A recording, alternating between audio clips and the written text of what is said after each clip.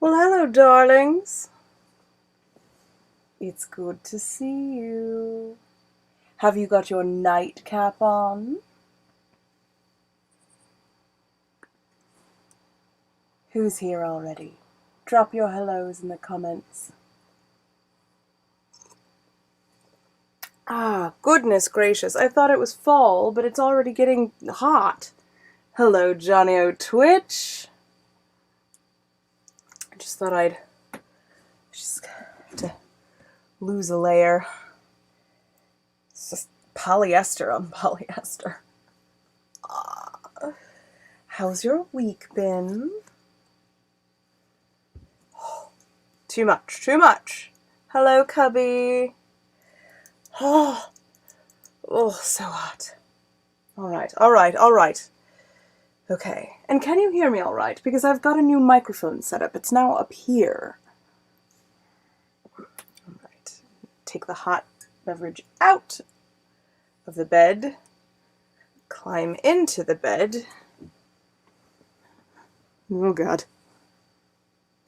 Don't get stuck on anything. Don't break the computer and don't drop the microphone.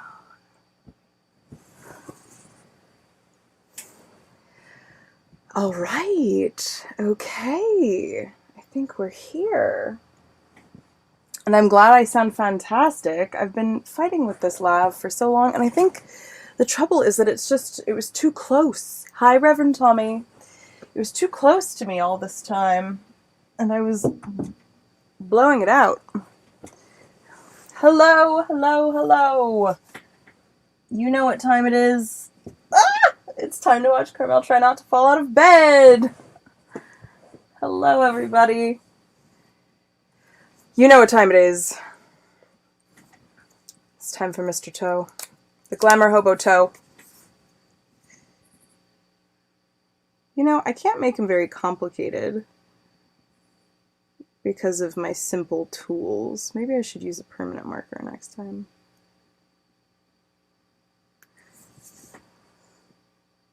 Ta-da! Reverend Tommy, aren't you on the road? Oh my god, I cannot wear this. It's too hot. Ah! Could you hold this for me, darling? It actually is stuck on the camera, so that's perfect.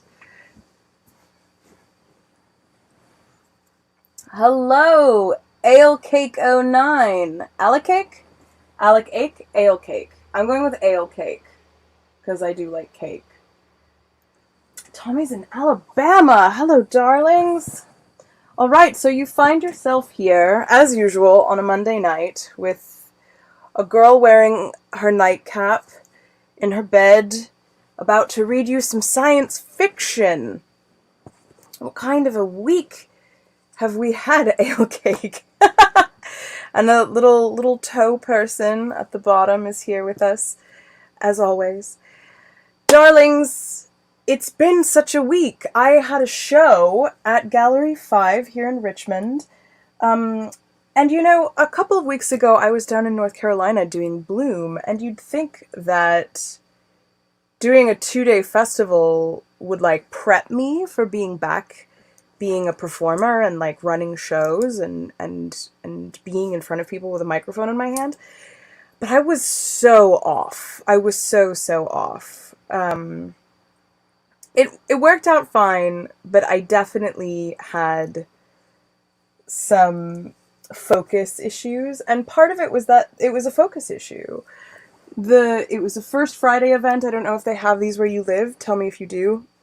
Where all of the art galleries are open and the venues are doing things for free, so people can kind of like walk in the city between places and like witness the art and you know, just come and go, you know, so flood the streets. And so people were coming and going from the venue that I was running a cabaret in, and that was strange, because there were some people who were right up front with their phones in hand, filming what I was doing and what our performers were doing. You can find it all on my Instagram, at Carmel Clavin.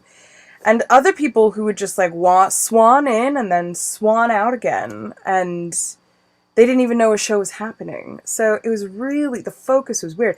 And the big bay doors were open because it used to be an old fire station. The big bay doors were open, which was really cool because there's lots of air circulation. But people would like stop outside on the sidewalk and watch for a bit, and then they kind of wander off, and people behind them and traffic behind them. So like it was strange. It was a challenge. I have to say it was a challenge. But I sang with a new collaborator, and it went very well considering we'd only had 3 rehearsals. And then we had burlesque dancers and belly dancers and other singers, and Madame Onsa was there, and Charming Disaster was there, which if you are not new to the Nat 21 Adventures channel, you'll know all the names that I'm mentioning. So yeah, it was a fun night in its way, but it was a real challenge. And maybe it's because I'm rusty, or maybe because it was hard. Maybe it was just hard. I could just say it was difficult, and it didn't have to be my fault. So this evening I am enjoying a fine brew in this adorable jack-o'-lantern mug that was gifted to me by Saleh.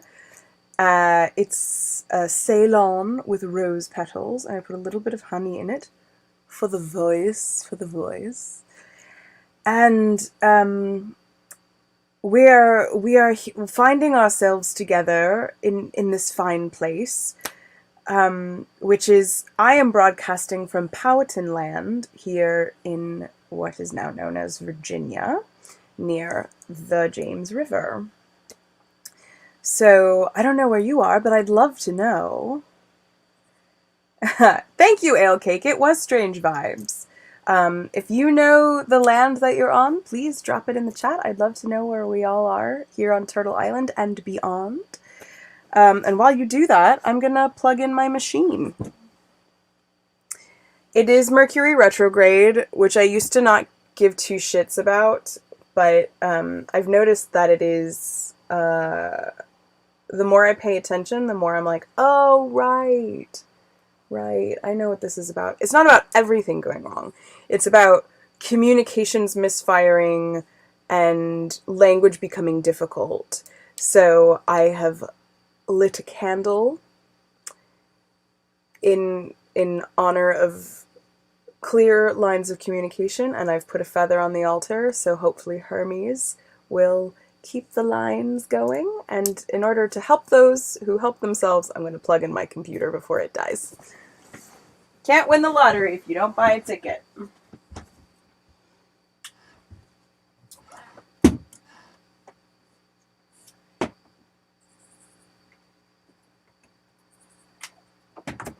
This is almost comical, the amount of cord wrangling that is happening. Alright, Ale Cake says, I'm not sure, it's my first time joining, but that tea sounds like it would go good with the dulce de leche cookies. What? Dulce de leche cookies? I have had to get in and out of this bed 3 times, and y'all know that this is the challenge. Getting in and out of this bed without spilling my tea, flashing my knickers, or falling out completely. It's a challenge. Well, thanks! I'm so glad that you're here, Ale Cake. Thanks for joining. And in this moment, you know, I should just kind of tell you how it goes. The GlamourHobo Bedtime Tales is a storytelling video show where I read something every week. From vintage science fiction or from some modern science fiction stuff with little Mr. Toe down here. Things that I like to read and I think are important. And we've been working on something by Catherynne Valente called Speak Easy. It is a short novella, and it's a mashup of the 12 Dancing Princesses folk story and the story of Zelda Fitzgerald. So it's really fun and it's really cool, and her syntax is unstoppable, and it is an Olympic feat to read her stories. So I really love the challenge, and people seem to be digging on her. So usually it's Hitchhiker's Guide or another one of her pieces called Space Opera. But you can always send me your favorite retro sci-fi or fanfic that you've written, and maybe I'll read it here. I'll put the mailbag address up in a moment. But here we are. So, and if you don't know, because I asked the question and nobody has said where they actually are, you can go to a website called whoseland.ca. It's actually run by a Canadian organization, or Whose Land Am I On.ca. You can Google it. Whose Land Am I On, or Whose Land, and you can put in the city or the zip code, and it'll bring up a map of like overlapping territories of the indigenous populations that are located where you're located, which is pretty freaking cool. All right. The show usually starts with me ranting and talking about where I've been. I haven't been on the road, but I have been doing shows and singing, which is really great. We did a rendition of I Put a Spell on You Because You're Mine. And bang, bang, he shot me down, bang, bang, I hit the ground. And let her go, God bless her, wherever she may be. I may search the whole world over, but I'll never find another like she. Of course, St. James. And then a couple of original ones, which was really exciting. And if you're in the Richmond area, I have a show on Thursday. Please come. It'll be exciting, and it's very last minute. So, shall we read? Shall we? I haven't got a rant at the moment, except about housing, because I am looking for a new housing situation, kind of, I'm not in a huge rush, but I have a friend who'd like to go in on a place together, and I said, sure. And so we've been looking at places, and it's fucking expensive. It's fucking crazy expensive to rent, and, poor people are slowly bled for application fees and pet fees and administrative fees and filter replacement fees from landlords and from real estate agencies and property management firms. It's really fucking stupid. The poor have to keep applying for places that they don't know if they're going to get for $50 per person, not just per application, per person on the lease, and they don't know if they're going to get it, and they don't have to be told anything. They don't have to be told if it's already in progress with somebody else. They don't have to be told how many people are in front of them in line. It is an enormous amount of money to be made by just keeping people a little in the dark and charging them for bullshit. You are on Kaskaskia land, Osage and Erie. Oh, cool. So you're up north. That's awesome. All right. My rant is really just about how renting is, like, I'm not here for house buying, but I am 100% here for housing being a human right. And how we need to fucking fix it. All right. We're on the Kindle tonight. Rant.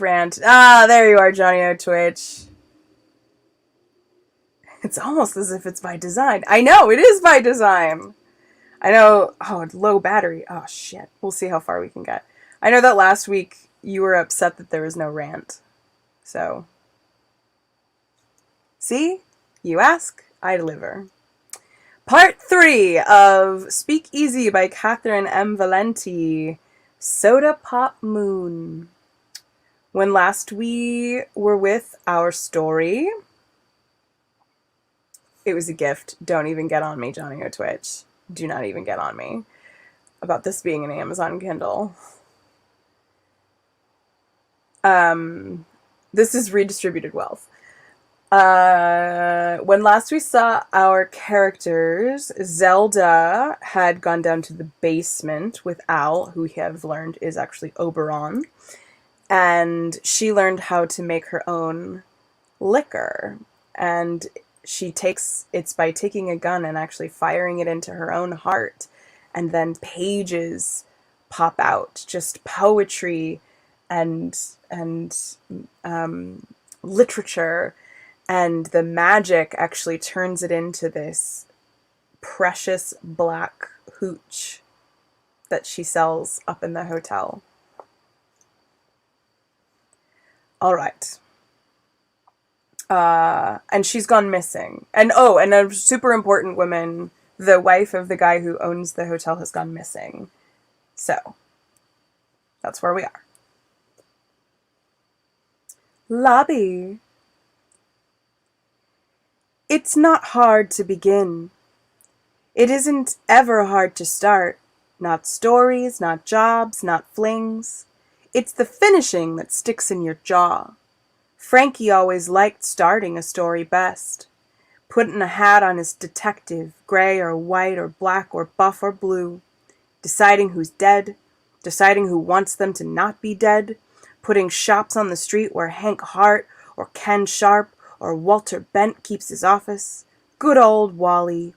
Does he like his bourbon or his opium? Is he a teetotaler? Will he survive the story? It's good to live in the beginning, in the not yet, like Zelda said. So right now, Frankie is all right. He hasn't screwed up yet. He hasn't rushed the ending or blown out the plot like a flabby tire. He has a place to go, first off. He hasn't got a hat, but he's got a mysterious girl love interest and one pair of good shoes, and that's a start. He's worked with way less than that. Just so you know, Frankie Key in this situation is this like proto-fictional version of F. Scott Fitzgerald.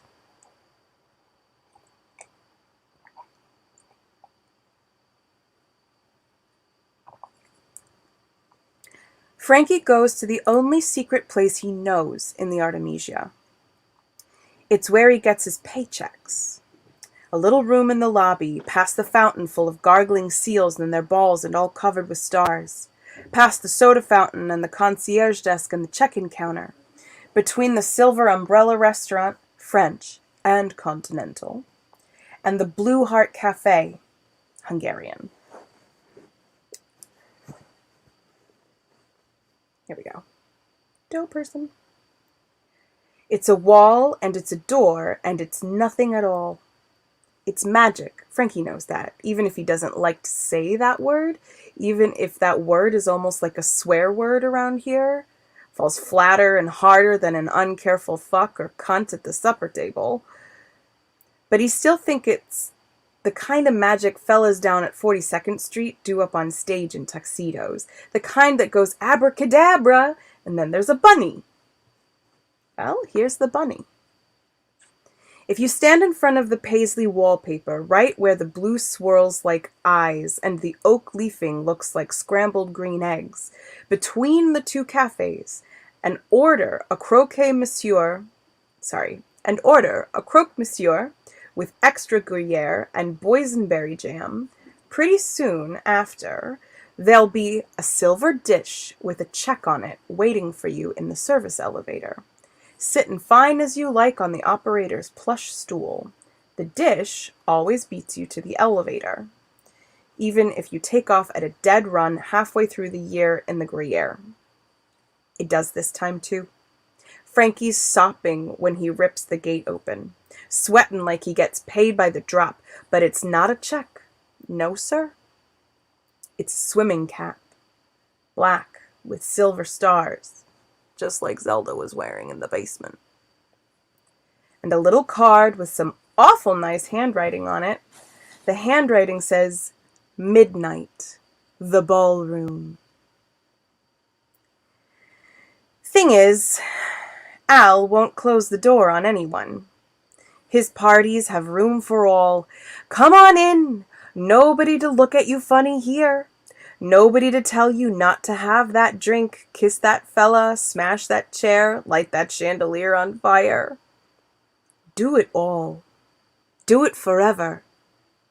It's not Al's style to wall up his best so a boy like Frankie can't get at it. He doesn't dance that jig. The more the merrier, and Al is all about making merry. Brick by brick, hinge by hinge. Al loves you, kids, from the bottom of your bones. Trouble with love is what it wants company. Banquet hall. Al came into this world dancing shoes first, and that's the way he'll go out, if he ever does go out. But really, kittens, what are the chances of that? You could say a dance is all he is. Used to be nothing much to do in this world but eating, fucking, killing, trying not to get killed, having babies, and, if your particular local glaciers weren't too much of a drag, picking berries off the bush and apples from a tree. Back then, Al and his people were a little like dinosaurs. They were bigger than us and better fixed for this world. Sharper teeth, quicker on their feet, lighter bones, muscles like funny tight braids. They could see better in the dark, had a couple of different brains to handle the extra load. Larynxes that could make noises that weren't vowels or consonants, but something else. Something that could glottal trot the whistle waltz so that only wolves and dragonflies could hear. Sometimes they had tails, sometimes horns. They'd been around for a dog's age, going about the good animal life, laying eggs, guarding nests, sucking marrow, writing poems on buttercup stems. They worried a bit when we figured out fire, watched us watching it like it was holy, like it was gonna save us from something, which is all holies ever really meant. They didn't like how we watched our fire. See, not a one of Al's folk ever had to suss out how to make things burn, or build a hut, or chase a mammoth off a cliff, or nap a knife, or blow through a hollow sheep bone to make a song, or cut a hunk of fur into a person shape to keep warm when the stars go to winter. They've got all that inside them. Like you and I got livers. We don't have to think about how our liver works. It just does its thing and all's well. One of them could look at a mammoth, and it'd find its own cliff and take a flying leap without so much as a "sure, boss." They were knives and fur and songs and burning. They burned all the time, so hot it hurt their bellies, but they couldn't help it. They crackled and forked from away it always did look like sparkling.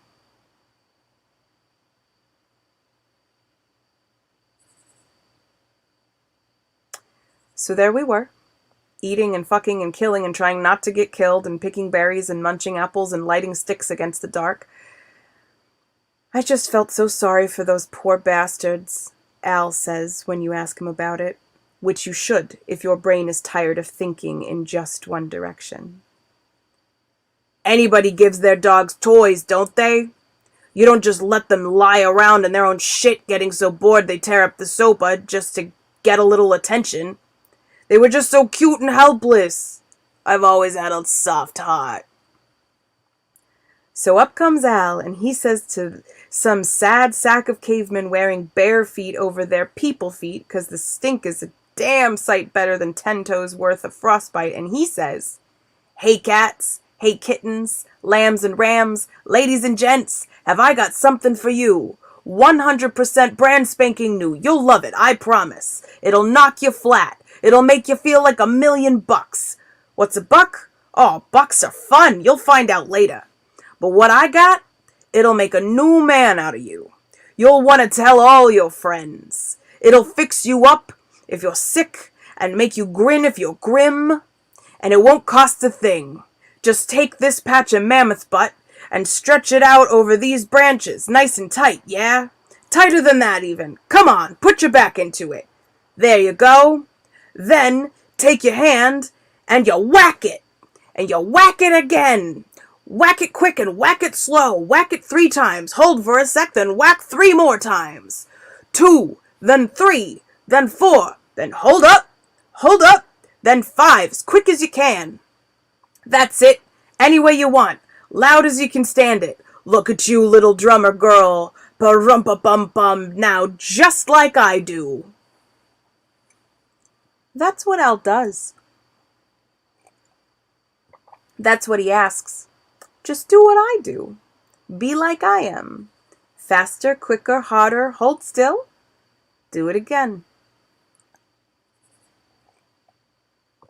He showed them how to lift up their people feet inside bare feet and put them down again on the beat. How to shake their hands and shimmy their hips and do a little soft shoe on the roof of their caves. He taught them so good they couldn't stop. It was more fun than staring at fire. But Al couldn't stop either.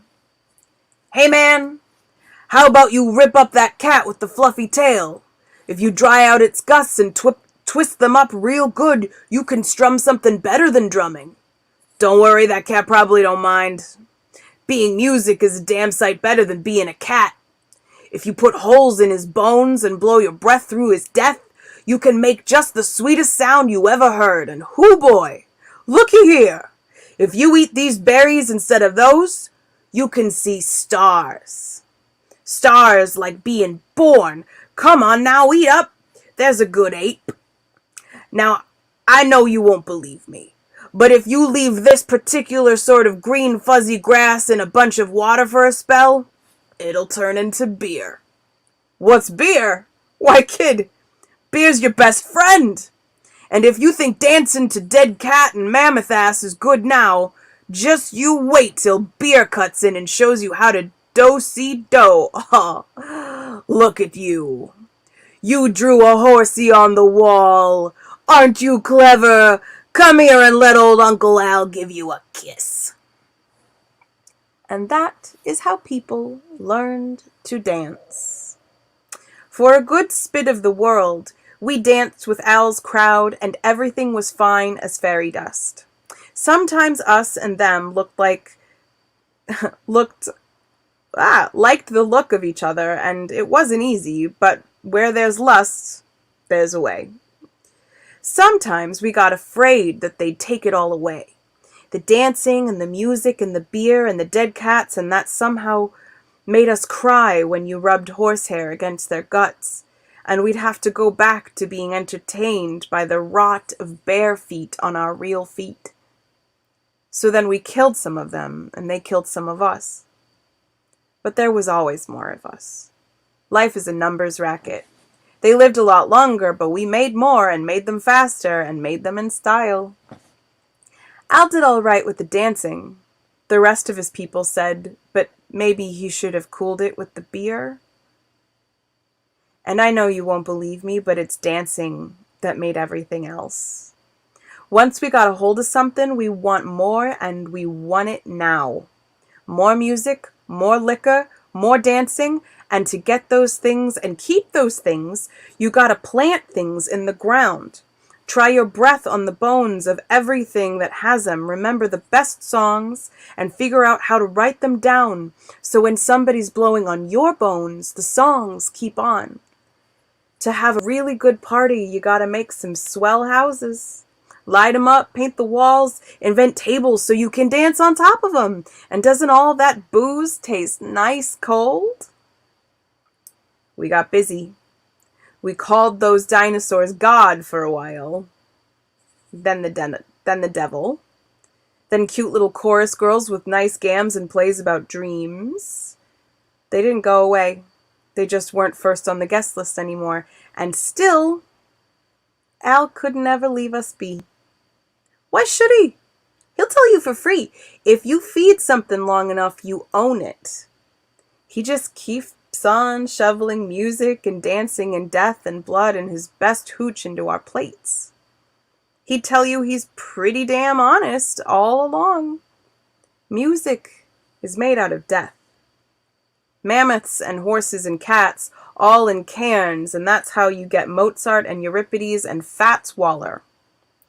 Dancing is a funeral, too, waltzing down the elephants you killed so you and yours could have one more night when you could forget that the glaciers are still at the door, that there's still nothing but eating and fucking and killing and trying not to get killed, and berries that make you see stars and apples that make you see the difference between what's good and what's bad. You always trade blood for joy. It's always a deal struck in the wet and the dark. Al didn't make the rules. He just dances to the song that's playing. He wants things too. And I asked him once, but he didn't say. So I'm just going to tell you what I think. That's cool, right?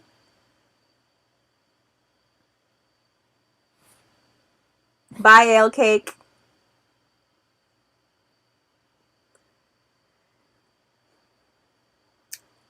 I think Al just wants to feel like he did that first night he showed a caveman how to make a drum and thump the ground. Wants to be the whole world waiting to happen to somebody. Wants to look at a person and see civilization spin up in their eyes, but not just civilization, not just thousands of years of dancing, dancing on pyramids, dancing on galleons, dancing on rockets, dancing on Arcturus, not just that, but also love like pyramids and galleons and rockets. Love like being born, the kind of love you give a guy who taught you everything you know, everything that matters. Even if he is a son of a bitch. The Grand Ballroom.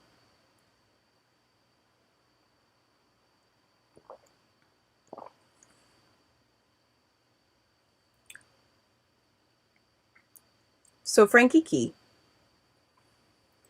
He walks into the Grand Ballroom, and people there are doing what they've always done. Slake rolled out fake grass over the floor last summer so people could practice their putting. Thousands of strands of silk and wool and satin. Looks like the real thing, even smells like it. Some perfumer in the financial district whip up a batch of ninth hole ambrosia, good soil and sprinkler water and fresh dewy blades of grass with a little hot hazard sand and moist pond water sliced in for good measure.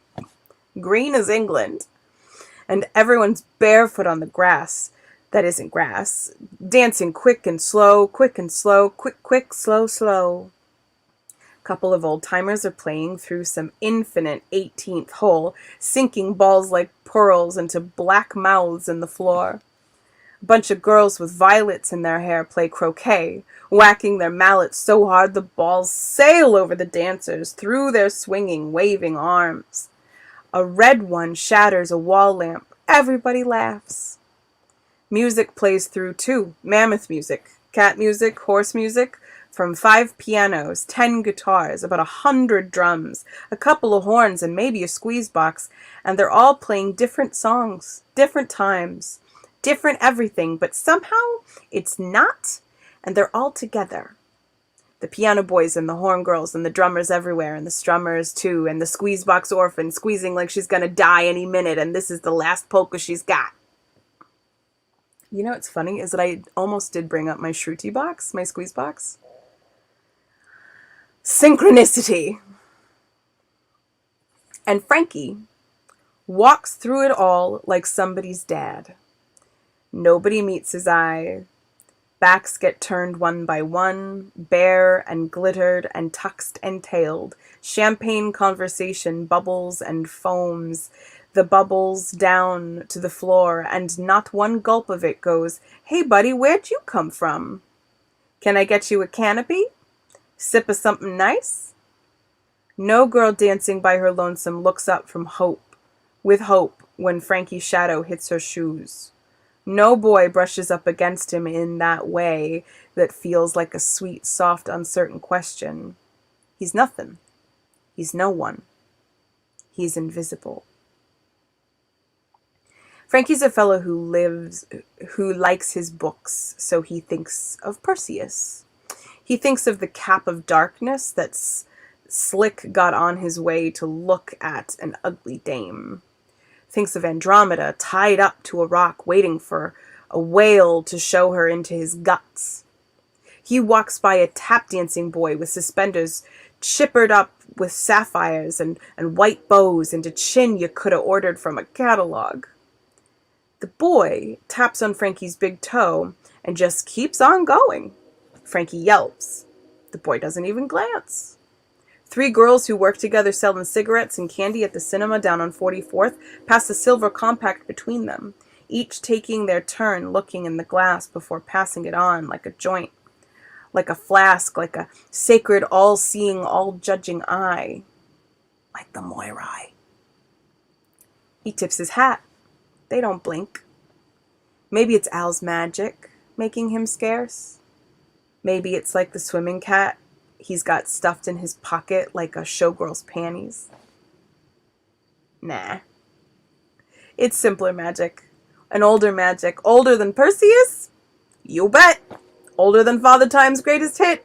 Rich man's magic, and here it is. Nobody minds the help. Frankie's in his bellhop glad rags, brass buttons and bombazine twill, and a pillbox hat of green darkness with a chin strap so it stays on even if he should happen to need to go on his hands and knees like in the dumpster out back for some 4-year-old princess's favorite blue ribbon. Nobody wants to lock eyes with the guy who's gonna have to clean up their good time while they sleep it off. Nobody's looking to go home with the staff at midnight. That action only starts around 3 a.m. when other choices have split. I'll tell you what, Perseus never had it so good. Mr. P was a godson, which is just another way of saying old money. Everywhere that cat went, people gave their best goat. He had the shiniest hair and the best teeth, but he needed magic to get ignored by the world. Magic knitted in hell by a chick with 3 faces and a mean backhand. Frankie can do that shit for free. He just slips on by. It shakes him up at first, even a bellhop, when he's a nice-looking white boy with a degree in one pocket and his mother's love in the other, wants to be seen, likes to be seen. Hell, doesn't everybody? But Frankie's always been seen. He's used to it. He likes it. Likes how folks ask the time on the street because they know a chap like him has a watch. Likes how he gets to say who he wants for president in a bar and everybody nods in agreement. Likes how his name sits on the magazine cover. His own honest-born name, even if it's in a tiny yellow print at the bottom corner under an ad for detergent. Even in his Artemisia getup, when he goes to somebody's door, he's expected. They shake his hand, tip him for his trouble, call him a nice young man. But now, when the party sprawled over the fake grass, wine glasses sunk in the golf green, bubbly holes in one, when he should be glowing like a dock light, he's a ghost. The writer in him, though, the writer in him likes it fine. He can listen like a mouse at a cat congress. It's almost like manning the tubes. Coy never came to my show. Never wrote a word about it. We had to close inside a week. What can you do? Come on, baby. The wife's in Spain. I've got my money in rail mostly, but I'm branching out into pharmaceuticals. Sounds grand, mister. Got any more of that black bottle stuff? Opium never got me so high. And just like that, he's bored. It's not like the tubes, it's just the same. There's no such thing as a secret, really. The only secret is, I want something I don't have. I'm dying for it, losing sleep. Give it, Christ, give it here, or I don't know what I'll do.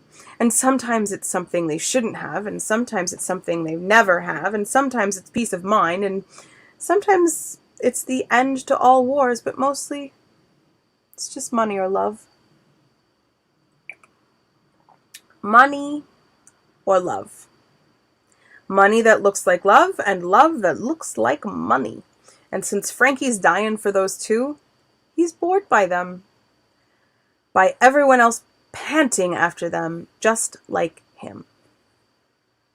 He tries talking. Al sent me to an elder golfer with plaid pants and pound coins in his loafers. Have you seen Al tonight? To a dowager wearing 3 ivory black-backed cameos. Can you get into the basement from here? To the piano player with marigolds braided into his black beard, who brought his music downtown even though it's the only precious thing he's got, and these dumb white drunks just eat it without tasting. Nobody answers. They look past him. They don't see. They shift a glass from one hand to another, tap a ball like a bank safe and send it to its final resting place, shift the song into G major and sing out, "Send this orphan boy home, home, home, before he ain't got nothing left but his bones, bones, bones." Frankie can't figure it out. Al's been there with a pun and a paycheck whenever they've met. What's he doing wrong? Okay, he tells himself. You're a gumshoe. You're Frankie K., Frankie the Ghost. Strong and silent. On the case. What are your assets? He pats his chest. His front pockets. His back pockets. The atheist's genuflection. Billfold. Skeleton key. Notepad. Pen. Safety pin. Hard cherry candy. Swimming cap. Frankie the Ghost yanks off his pillbox bellhop crown and stretches the black shiny latex over his hair, ripping out strands of his own straw-colored mop top. Silver stars pop into place over his ears. He fits the rubber chin strap nice and tight and falls to the ground, to the fake grass, to the green. Agony arcs through his skull, electric firework horror ticker tape flicker film. His eyes bulge, muscles lock up, spine turns into a pillar of sizzling salt. An heiress steps over him, losing her sling back as she goes, sticking its cream leather heel into his back pocket. She scuttles for the bar rather than go back for it and have to make little puppy noises like she cares. Frankie tries to get his hands up under the cap to get it off, but his elbows are frozen in pain like a stuck bomb halfway blown. He's making a scene now. His invisibility won't hold much longer. Poor lamb. The cat in the plaid pants comes up behind him, trying to play through just like the rest of us. He winds back his putter like Saint So-and-so's lance and knocks Frankie in the rear. It's not a tough shot. The old codger will make par in the ballroom, that's for sure. And even though he doesn't want to, doesn't even seem like that knock should do a damn thing, Frankie rolls. He rolls toward the golf hole with a proud 18 flag and a broken champagne flute sticking out of it. It's black in there. Blacker than it should be, and bigger than it should be, and he's teetering towards it. Electric night still rutting his brain into obliteration, and it opens like a sinkhole, like quicksand, like the doors to the Automasia, like money and love and Zelda in the bathtub. It opens like a book waiting to be written, and Frankie the Ghost is falling under grass.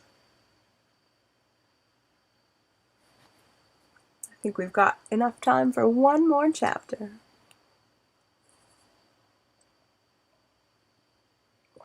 How we doing out there? Still got a little tea left in your cup?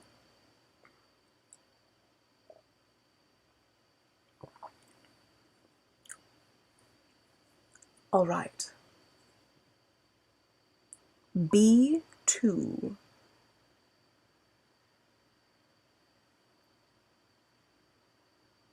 Hello, Harper Prudence.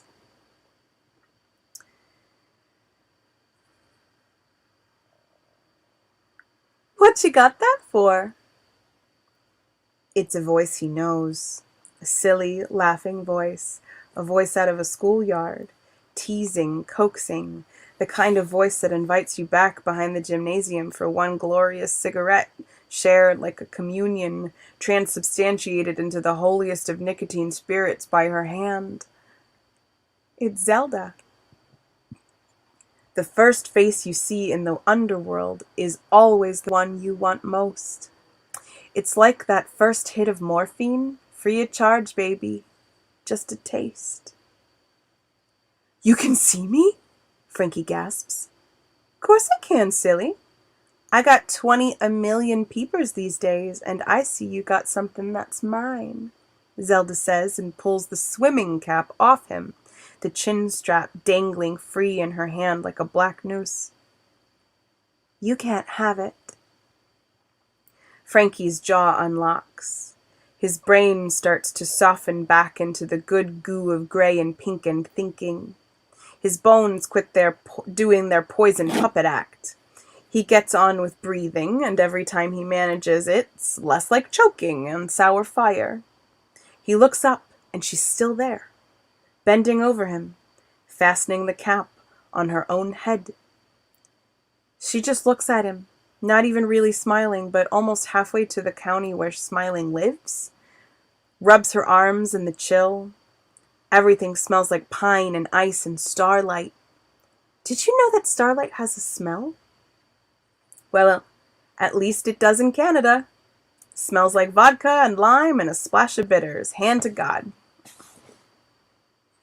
Doesn't that hurt? Frankie coughs. His spit freezes when it hits the ground. What doesn't? But some kinds of hurt almost feel good, you know? Familiar. Like an ugly couch in your parents' house with the springs all bare when your daddy slapped you once for coming home late. And now when you sleep on it, it's like one of those Indian fellas napping on nails, but it makes you feel like you come from somewhere. Hurts like home. I always wear this when I'm down here. How'd you get it? I found it. And Zelda shrugs like it doesn't matter. She looks up and off over a rise full of frozen real grass, not perfect silk golf grass.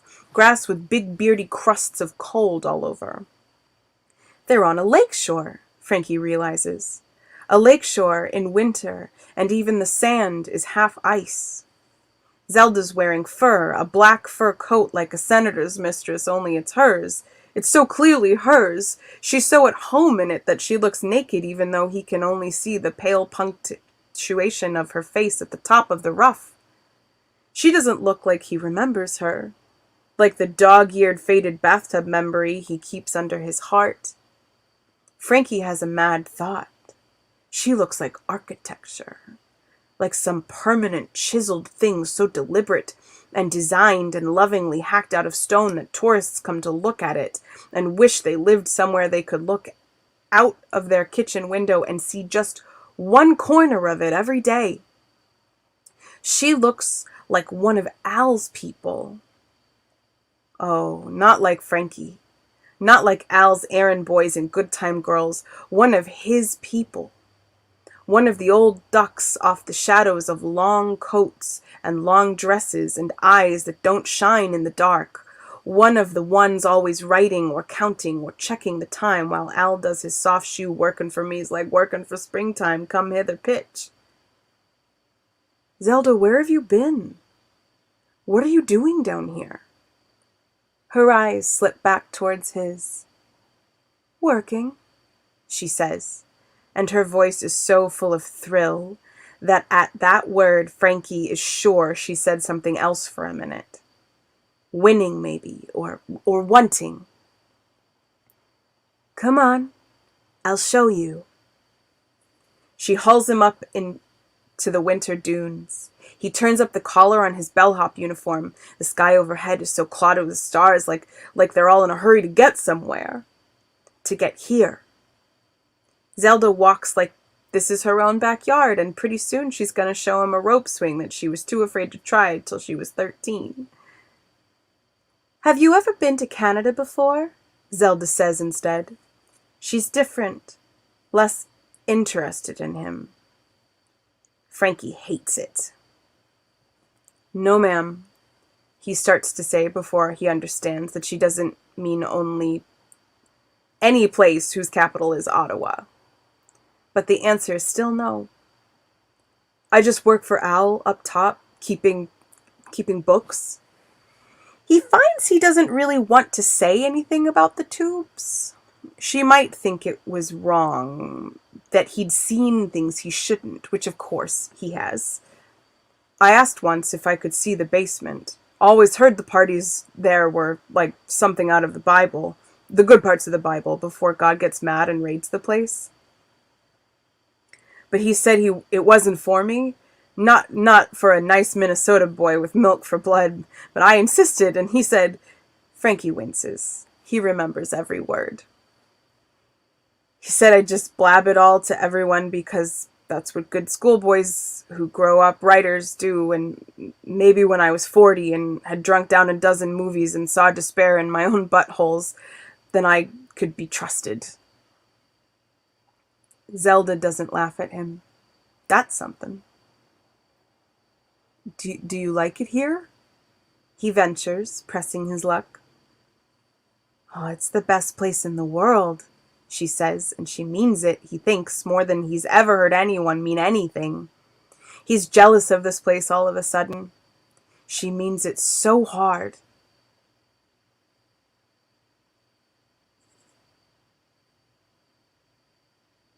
So how come you're here now if he blew you off? I'm looking for someone. The schoolyard cigarette voice clicks back on like a light. For me? Well, that's awful sweet. No, he says, and feels sick because of course it's her, but who else but her? For poor Pearl Slake, the candle whatever, I'm supposed to bring her home. Have you seen her? Well, sure. Is she well? So well you could throw pennies in her.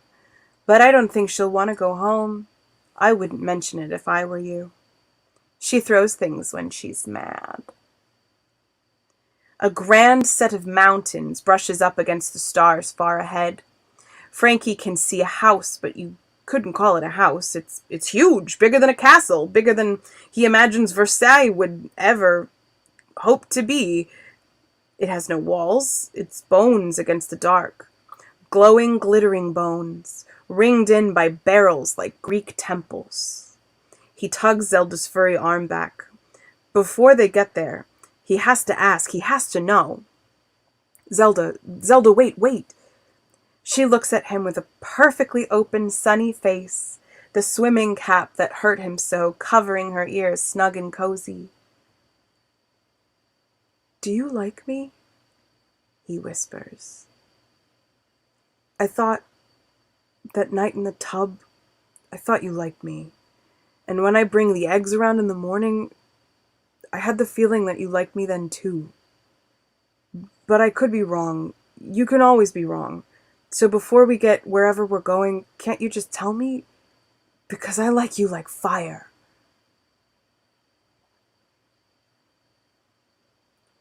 She laughs a little, puts her hand to her wind-blown bob. Before she can say anything, a great white shape comes careening down the frozen meadow, down the mountains and the barrels and the house on the horizon. It lands next to her. A pelican with wings as wide as giants' arms. It takes Zelda's fingers gently, so gently in its beak. Standing between his girl and a boy who just needs to be seen so bad he'd turn on all the lights in hell. Mr. Puss Boots, she cries in delight. Mr. Putsboots does a little shuffling dance with his webbed feet. Well, Frankie, I'll tell you, Zelda says cheerfully. I do like you. I like you plenty. But I like a lot of things that are no good for me. Liking something doesn't mean much if you ask me. It's not what matters. What matters is if you let the liking have its say. And I don't, if I can help it. And that is where we will stop for the night. Huzzah! Ah, dear ones, that hour went very quickly. There's a lot going on in the story. There's a lot going on. I hope that all of you have a lovely week. I hope that you enjoy your new moon on Wednesday, new moon in Libra. New moons are good for cutting away, leaving things behind. They're good for burying, but burying like seeds to see what grows. What will you be burying in the hope of its growth? As always, my darlings, my name is Carmel. I am your bedtime tale teller. I am your glamour hobo. And you can support me, and if you've been nourished in the service, drop me a tip down here at the Venmo or the PayPal.